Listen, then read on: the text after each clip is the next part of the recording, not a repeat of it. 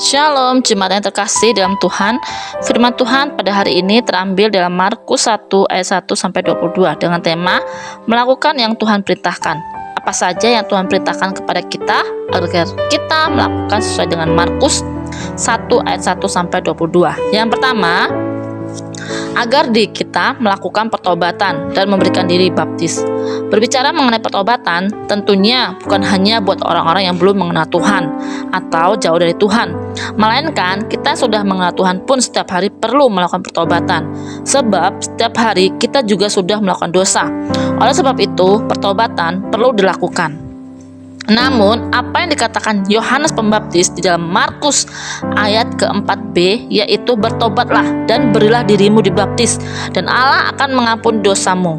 Maksud kalimat dari bertobatlah dan berilah dirimu dibaptis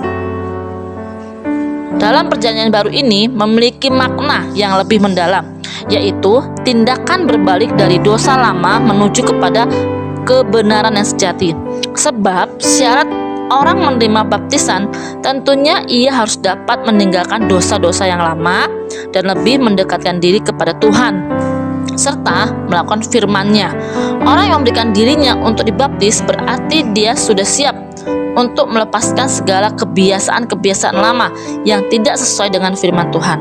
Yang kedua, memiliki sikap rendah hati, ayat yang ke-7. Dalam ayat 7 berbunyi, inilah yang diberitakannya, sesudah aku akan datang ia yang lebih berkuasa daripadaku. Membungkuk dan membuka tali kasutnya pun aku tidak layak. Perkataan yang disampaikan oleh Yohanes Pembaptis merupakan bentuk dari sikap rendah hati dia. Dia menyadari bahwa sebenarnya ia tidak pantas untuk melakukan hal tersebut, karena ia tahu siapa yang akan ia layani nanti dan apa yang akan menjadi tanggung jawabnya. Karena itulah ia berkata, sesudah aku akan datang ia yang berkuasa daripadaku.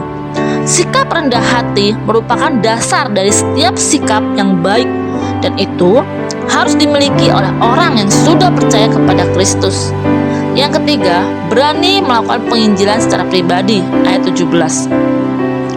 Dalam ayat 17, Yesus berkata kepada mereka, mari ikutlah aku dan kamu akan kujadikan penjala manusia.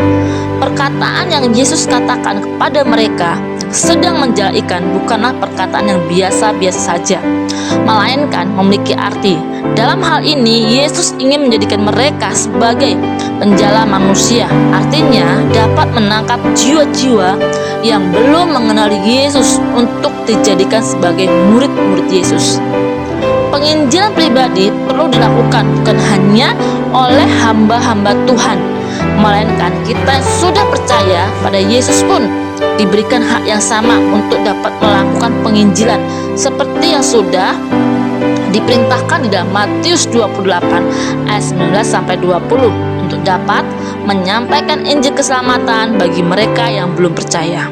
Oleh sebab itu, jemaat yang terkasih, melakukan perintah Tuhan merupakan bentuk ketaatan kita dan cinta kita kepada Tuhan Yesus.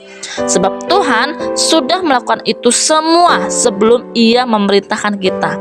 Ia melakukan itu juga sebagai wujud cintanya kepada umat manusia. Selamat pagi dan selamat beraktivitas. Tuhan Yesus memberkati. Shalom.